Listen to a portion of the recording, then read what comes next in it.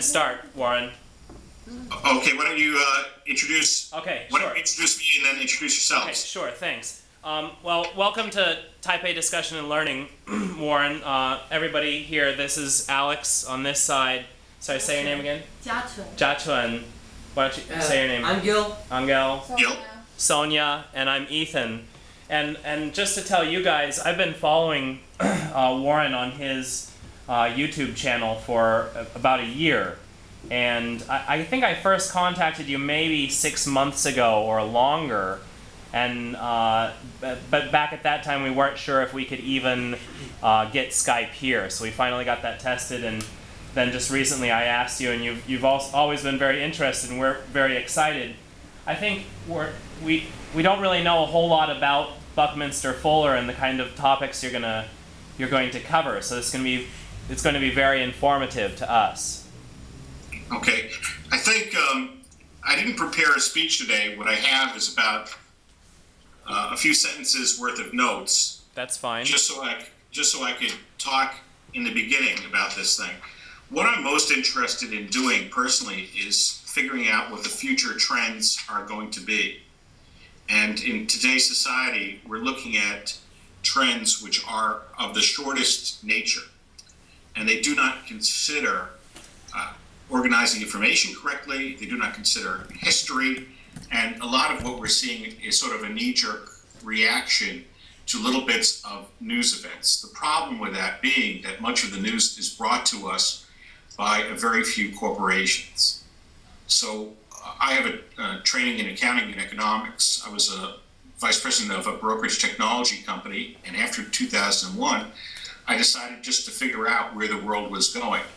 And I have been studying this for a decade now.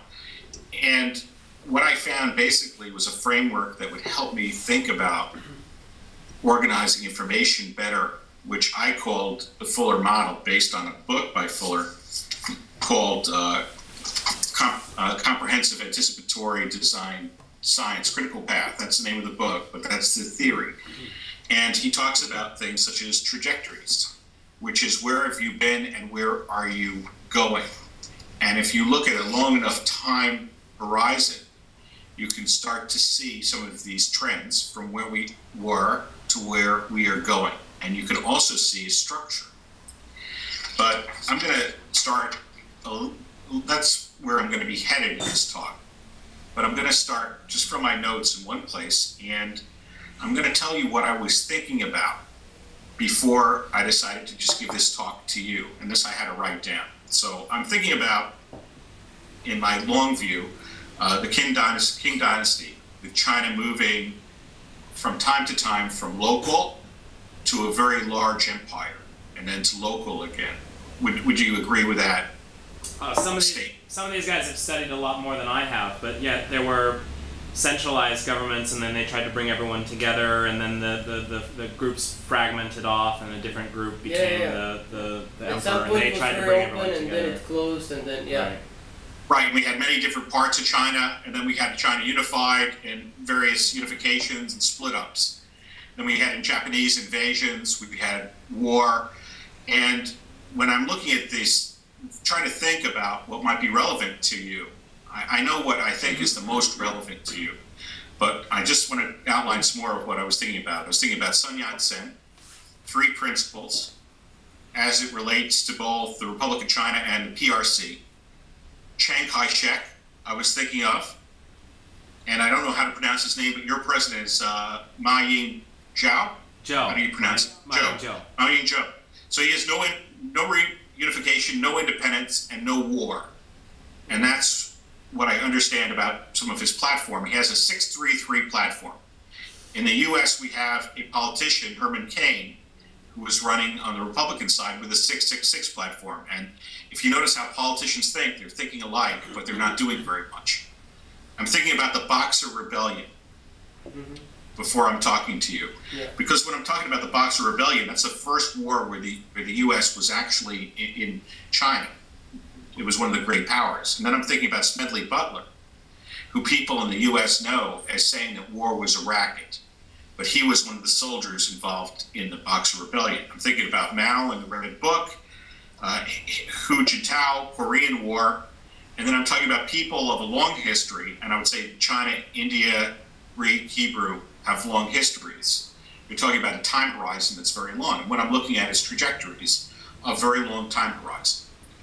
And then I'm looking at people of a short history and limited empathy. And because of that, and I would say the United States fits into that very well. So we're talking about a people that have a very long history, might have a little more patience than the people of short history. So here's the most important thing that I'm observing about Taiwan. And I'm going to take a quote from Mao's little red book and change it.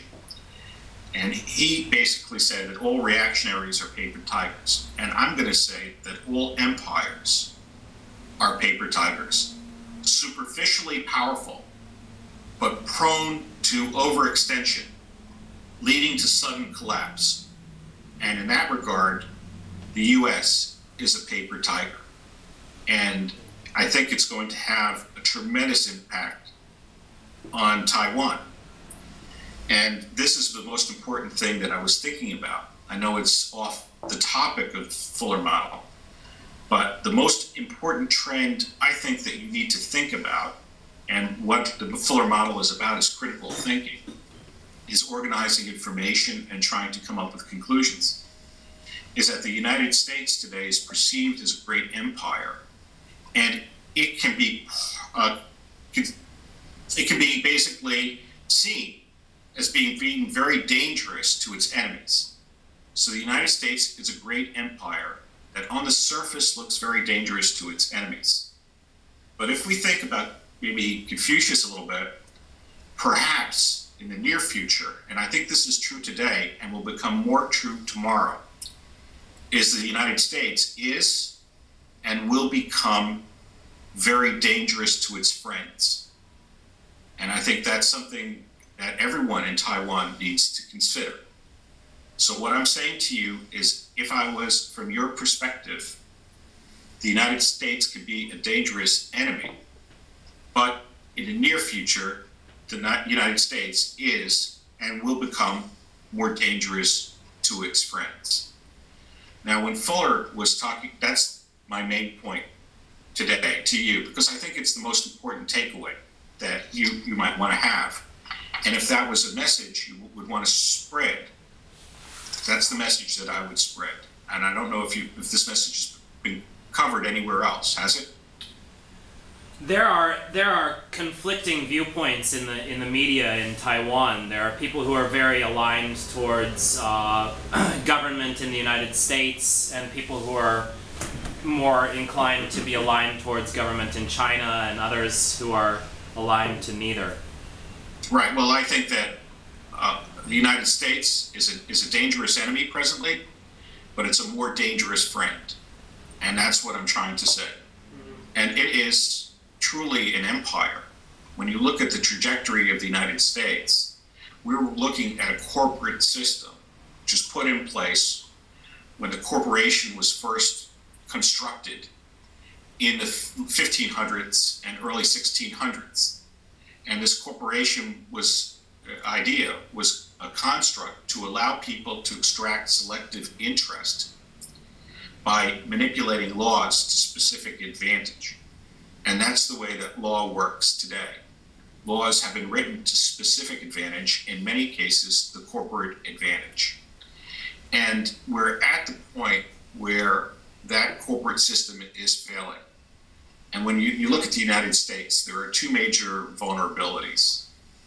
The first major vulnerabilities is one in regards to the way that it's allocated its military budget. It's centered its world around the aircraft carrier. Now, we had a Falklands War, which showed that naval assets were very vulnerable. And these multi-billion-dollar machines, which basically is the military projection of the United States, is very vulnerable.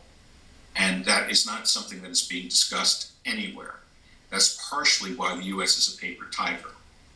The second reason is based on the way that corporations have been constructed, and that way that empire dovetails into the idea of the corporation.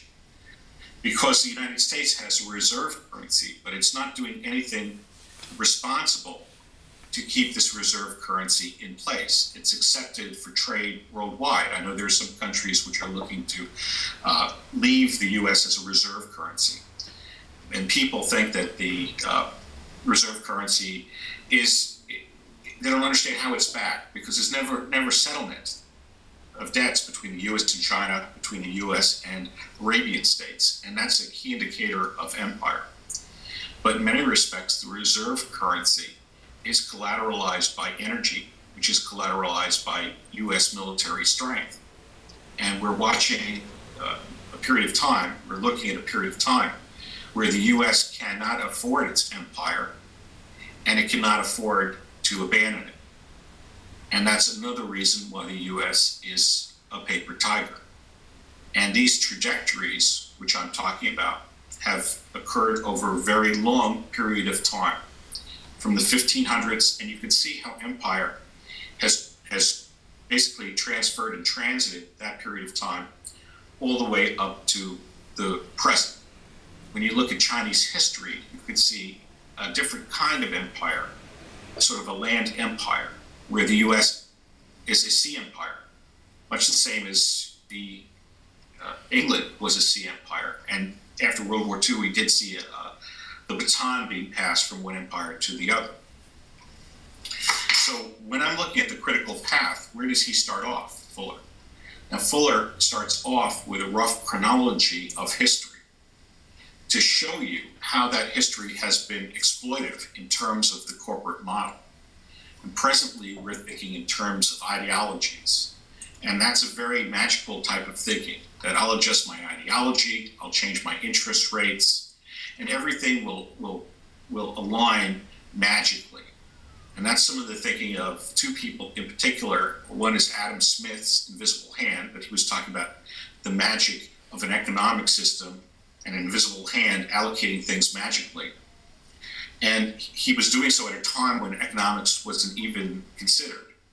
And then we had Thomas Malthus, who was working for this corporate empire, who did a survey of the world and then determined that there was a great shortage of resources in terms of life support.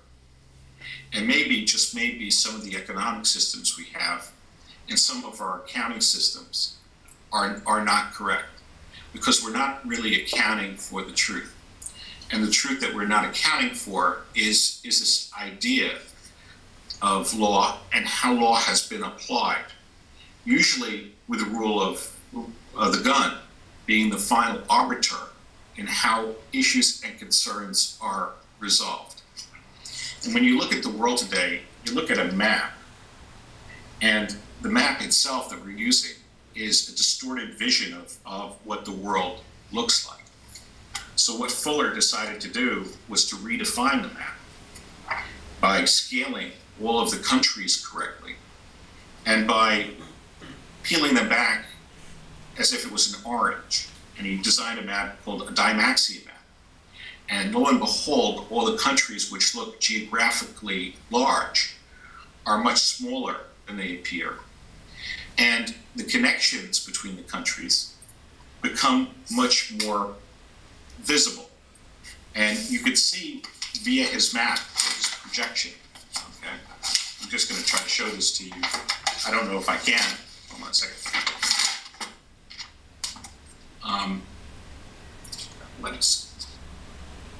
Okay, can you see that? Yeah. Yes. There Okay, there aren't any colors on it, though. Can you explain what's what there? Well, yes, and this map is Googleable on Wikipedia. It's a Dymaxion map, and it basically peels back the Earth.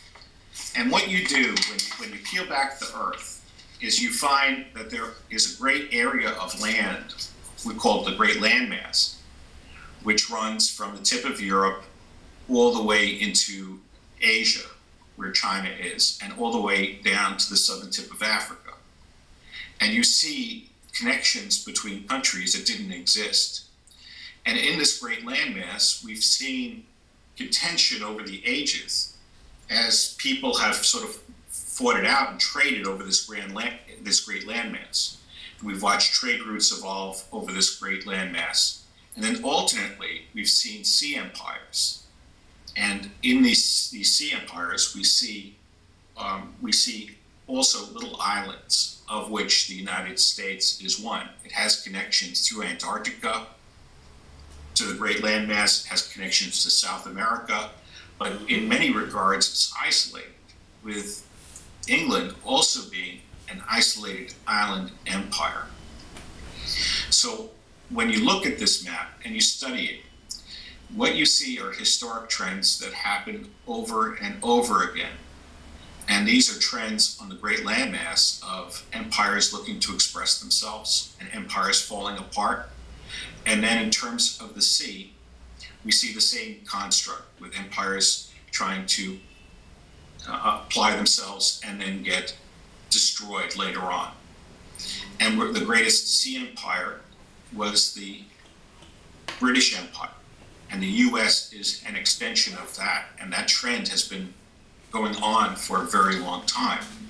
And the system of that empire is this Malthusian shortage, Adam Smith's false perception, and really naval power, which has become the reserve currency.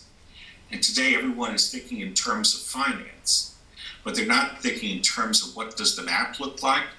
How does the map influence relationships between people? And they're not looking at the interplay between people. We're not accounting for anything correctly. We're not accounting for the cost of military projection. We're not seeing the benefit of that being the reserve currency.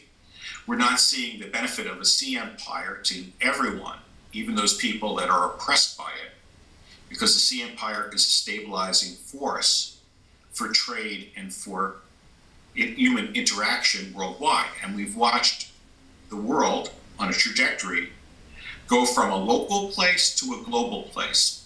And according to Fuller model, that's the way that you think. You think in trajectories. Where am I going? Am I going in a world that has a lot of human value, where people are very important, or am I moving towards a world where people are not very important? Is that the trajectory? Is that the direction? Which direction are we going? And when you look at this globalization, the force of globalization, in many ways it's uplifted a lot of people in the short run. But will it cost true wealth to people in the long run in the form of life support? So those are some of the trajectories that we think about. And all of these economic models, I have a saying, which is that most economists are long dead and all of them are wrong. And that is how I view economics, having studied economics intensively. Most economists are long dead and their theories are dead wrong. And when we look at the world, how exactly does it work? Do we have a physical world that's underneath us? And then do we have people on top of that physical world? Do we have a layer of technology, which is how man has begun to understand the universe? Do we have a level of communication? Do we have a level of law that teaches us how we interact with each other? And do we have a level of money?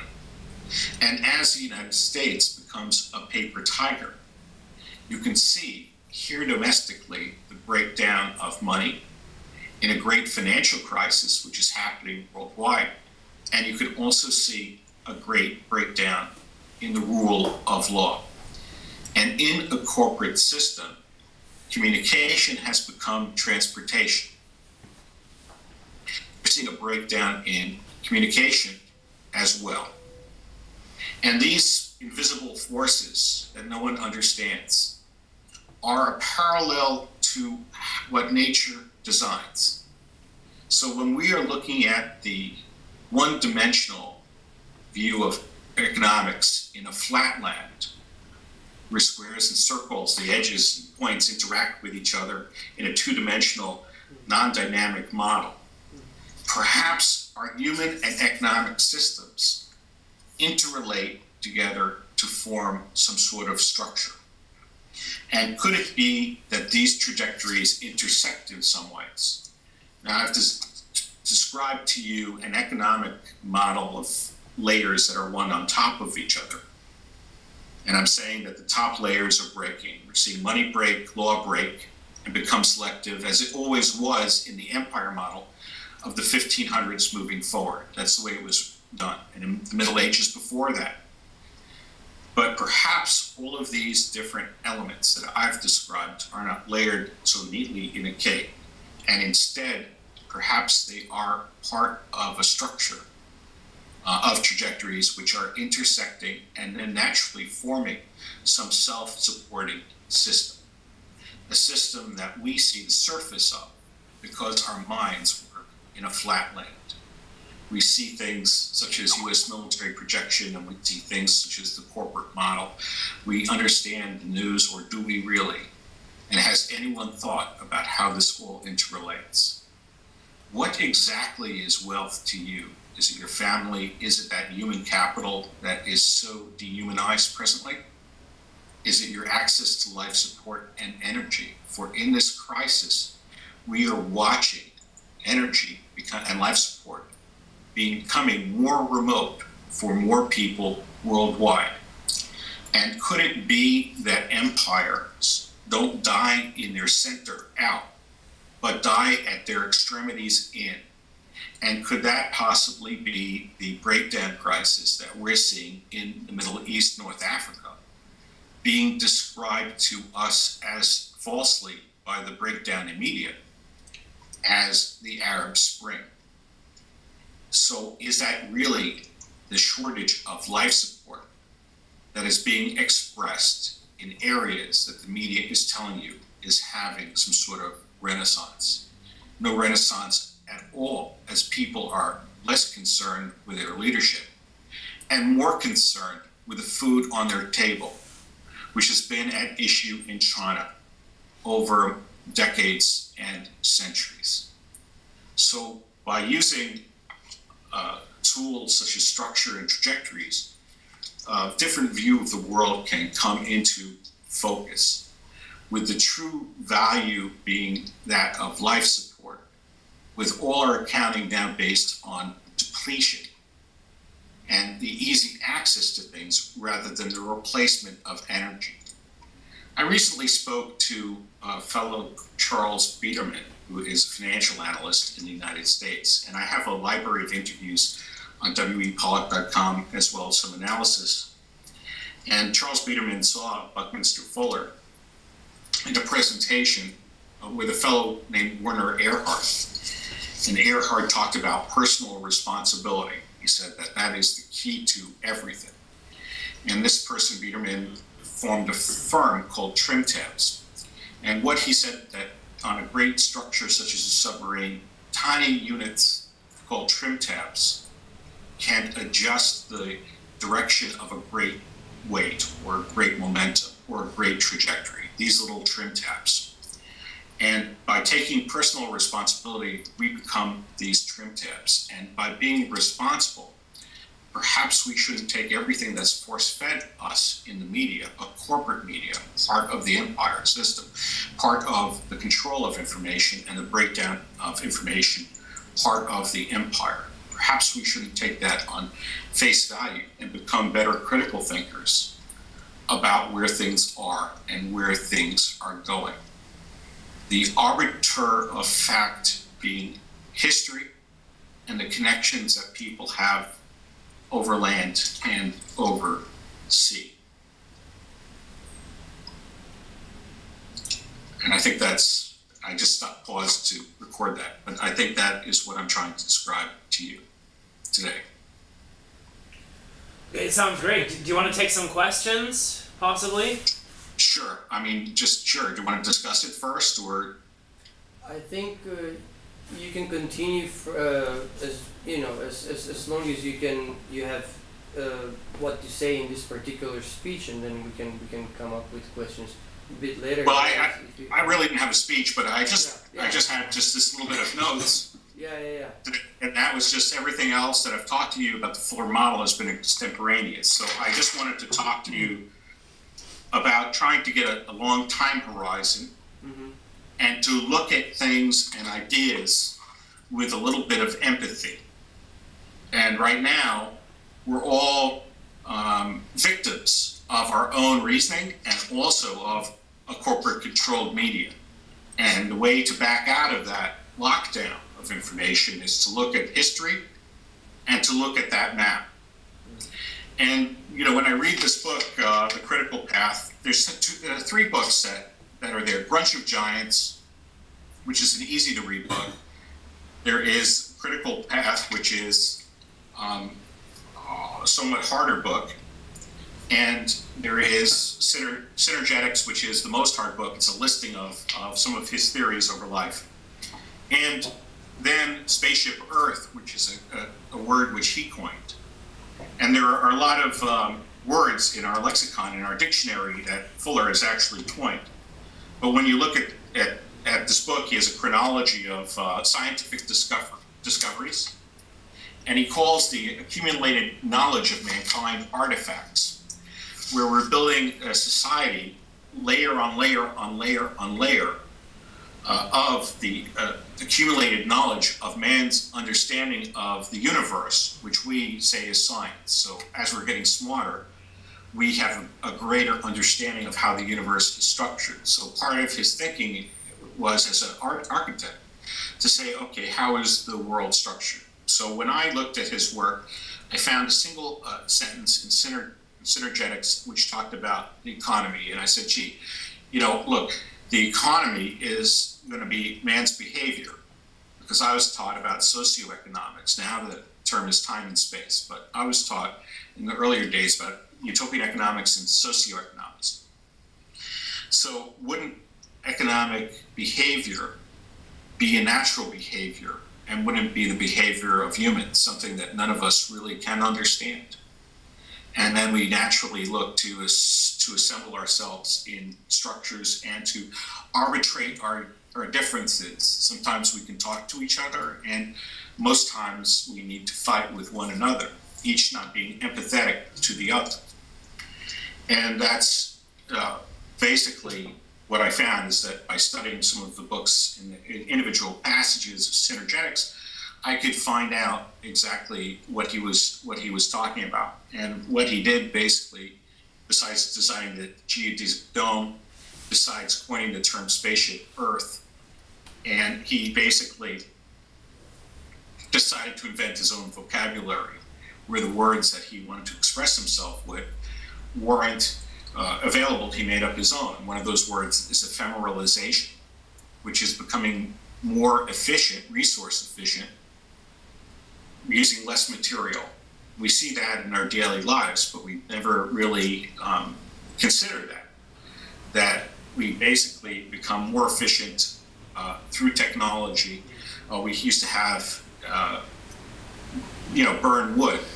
Now we can burn natural gas. We can burn natural gas directly, or we can put it into a fuel cell and get greater efficiency. That's the process of ephemeralization. And through that process, we are no longer looking at Malthusian shortage, where there is a finite number of resources and a huge number of people contending with it. Our current economic system says perhaps that there's only 500 million jobs and 2.5 billion participants in that labor pool, forcing us down a trajectory where our value becomes lower and lower as more people seek to enter the workplace. So what looked like a great thing in terms of empire and globalization, it may be at the downside for a lot of people sourcing life support. But let me just open it up to questions, I guess.